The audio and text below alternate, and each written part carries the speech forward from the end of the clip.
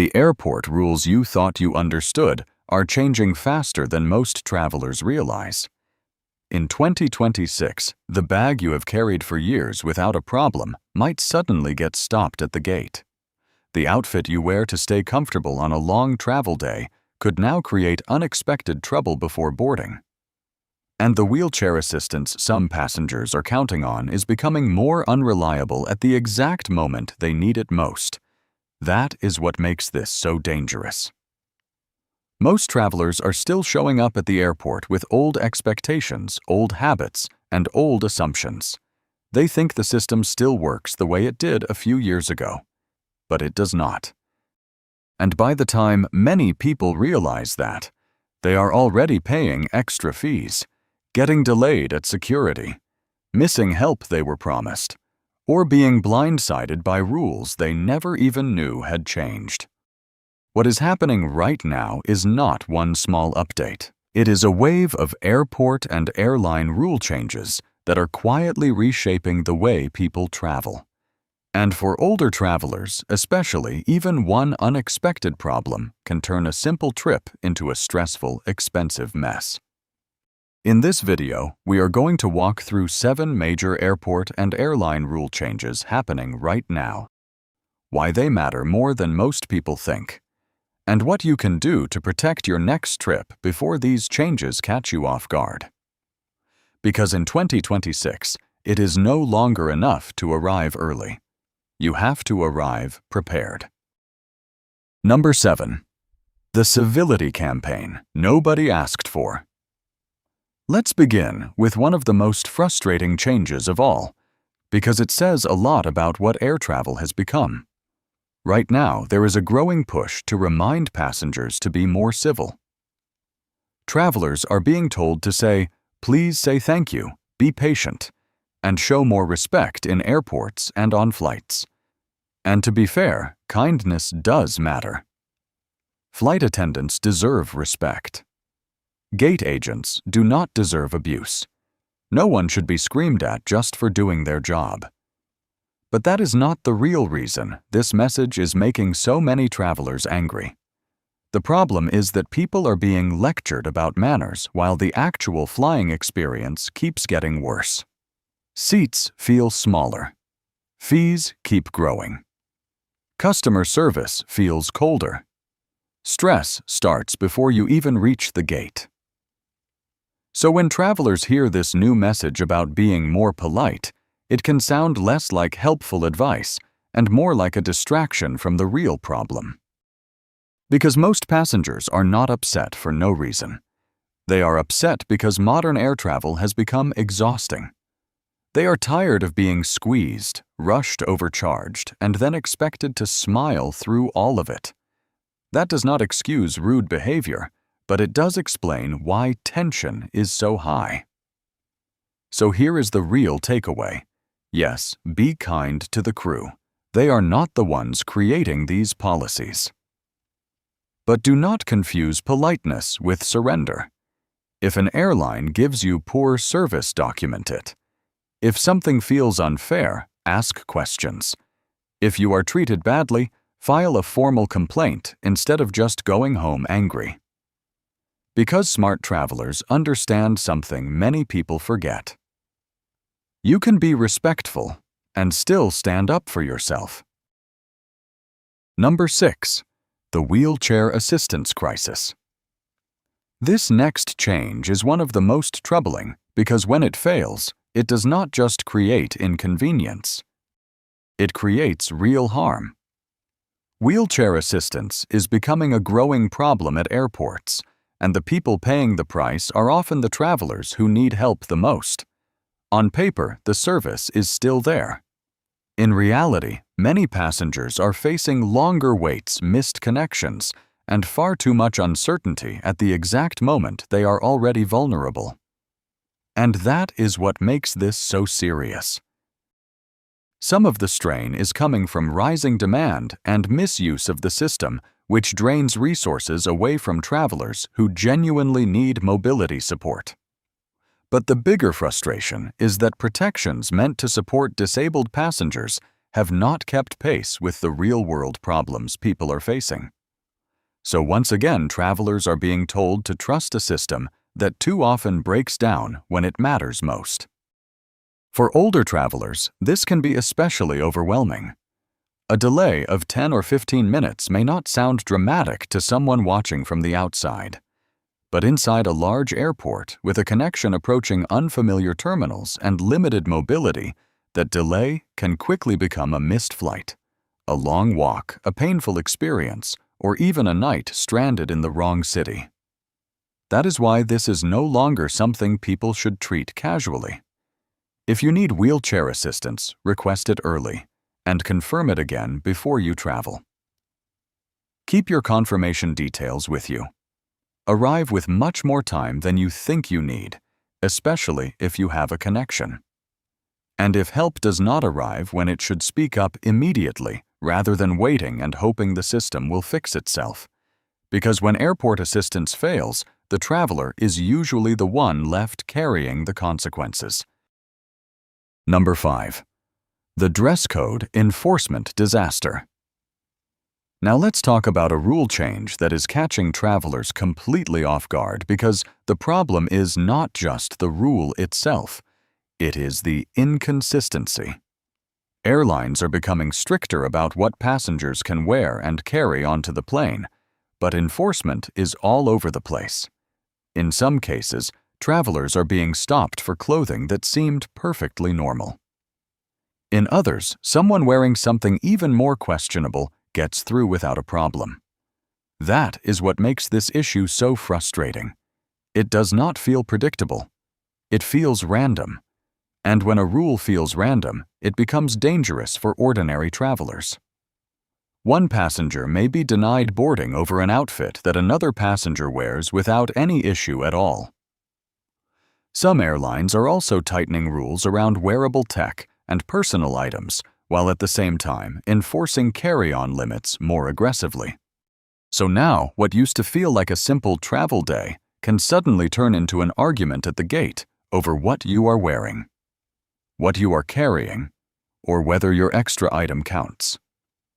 That uncertainty is what throws people off. Because most travelers do not prepare for a confrontation over clothing. They prepare for security lines, delays, and baggage fees. They do not expect to be judged at the boarding gate over whether their outfit is considered appropriate by one employee on one particular day. So the smartest move now is not to test the limits. Dress conservatively. Keep your outfit simple, comfortable, and safe from interpretation. Avoid anything too revealing, too sheer, or too likely to trigger a debate. And if an airline employee tells you that something is not allowed, stay calm and ask a very important question. Can you show me where that is written in the official policy? Because in a travel system full of vague enforcement, that question can protect you better than arguing ever will. Number 4. The crackdown on aisle lice. Now we come to one of the most irritating changes in modern air travel, because almost every frequent traveler has seen it happen. The moment the plane lands, people start standing up. Some reach for their bags before the seatbelt sign is even off. Others crowd the aisle as if that will somehow get them out faster. And at the gate, the same kind of behavior shows up again, with passengers hovering near the boarding lane long before their group is called. Airlines and airports are starting to crack down harder on this behavior, and in some places, the consequences are becoming much more serious. The message is clear. Sit down when you are supposed to sit down and wait your turn when it is time to board. On one level, that makes sense. Rules exist for safety and order. Standing too early after landing can create unnecessary risk, and crowding the gate makes boarding more chaotic for everyone. But once again, there is a deeper reason this problem keeps growing. Passengers are not acting this way because they enjoy making the airport more stressful. Many are doing it because flying has become so competitive, so cramped, and so uncomfortable that people feel they have to fight for space-time and control. They worry about overhead bin space. They worry about missing a connection. They worry that if they do not move fast, they will be the ones left behind. That does not make the behavior right. But it does explain why it keeps happening. So the smart move is simple. Stay seated until the seatbelt sign is off. Do not crowd the gate before your group is called. And if you are worried about a tight connection, let a flight attendant know before landing instead of trying to force your way forward at the last second. Because in today's airports, panic makes everything worse. Preparation works better than impatience every time. Number 3. The lounge access apocalypse. For years, airport lounge access felt like one of the last reliable perks in modern travel. It promised something rare, a quieter place to sit, a cleaner space to rest a snack, a drink, a power outlet, and a break from the noise of the terminal. For many travelers, especially older passengers or those facing long delays, lounge access felt like a small layer of comfort in an increasingly exhausting travel experience. But that benefit is starting to lose its value. The problem is simple. Too many people now have access through credit cards, loyalty programs, and premium memberships, and the lounges are becoming overcrowded. Travelers are showing up expecting relief, only to be told there is a wait, the lounge is full, or entry is temporarily restricted. In other words, a perk that once felt exclusive is now becoming unreliable. And that is where the frustration begins. Because people are not just paying for the lounge itself. In many cases, they are paying annual fees, staying loyal to certain cards, or planning their airport routine around the expectation that this space will be available when they need it. Then they arrive tired, stressed, or facing a long layover, only to find out the benefit they counted on is no longer guaranteed. That is why travelers need to think differently now. If lounge access matters to you, arrive early. Peak hours fill up fast. Have a backup plan in mind, whether that means a quieter restaurant, a less crowded gate area, or another place to rest. And if you are paying a high annual fee mainly for lounge access, it may be time to whether that fee still makes sense. Because in 2026, even premium travel perks are starting to feel like they come with an asterisk. Number 2. The end of loyalty programs as travelers knew them. This is where the changes stop feeling annoying and start hitting people directly in the wallet. For years, many travelers stayed loyal to certain airlines because they believed that loyalty would eventually pay off. Free checked bags, mileage earnings better, boarding, easier seating, and a sense that sticking with one airline actually meant something. But now that old relationship is starting to break apart. Airlines are changing the value of loyalty right in front of passengers. Policies that once made certain airlines feel different are disappearing. Fees are being added where travelers never expected them. Basic economy is becoming even more restrictive. And in some cases, people are paying for a ticket flying the same airline, sitting on the same plane, and still earning little or nothing toward future rewards. The message is becoming hard to ignore. Many airlines still want your loyalty, but they are giving less back in return. That is what makes this shift so frustrating. Many travelers built their habits around these programs. They chose one airline over another. They accepted higher fares because they believed the benefits would add up later. Now those same travelers are being forced to rethink whether loyalty still has real value or whether it has become more of a marketing promise than a meaningful reward. And for older travelers, especially, this matters. Because when you are planning carefully, budgeting carefully, and trying to reduce stress, surprise baggage fees, reduced perks, and weaker mileage value can quietly make every trip more expensive than expected. So the smart move now is to stop looking only at the ticket price. Look at the full cost of the trip. Check baggage fees. Check seat selection rules. Check whether the fare actually earns miles or status credit. And if an airline no longer rewards loyalty in a meaningful way, do not be afraid to compare other options. Because in 2026, loyalty without value is just another way travelers lose money. Number 1. The travel authorization nightmare. This last change may be the most dangerous of all because it can destroy a trip before it even begins. More travelers are now being denied boarding, not because their passport is expired, not because they arrived late, and not because they packed the wrong item, but because they do not have the correct travel authorization approved before departure. And the worst part is that many people still do not realize these requirements exist until they are already standing at the airport check-in counter. That is what makes this rule so unforgiving. A traveler can have a valid passport, a paid ticket, a hotel reservation, and a full itinerary, and still be stopped from boarding because one online authorization was never completed.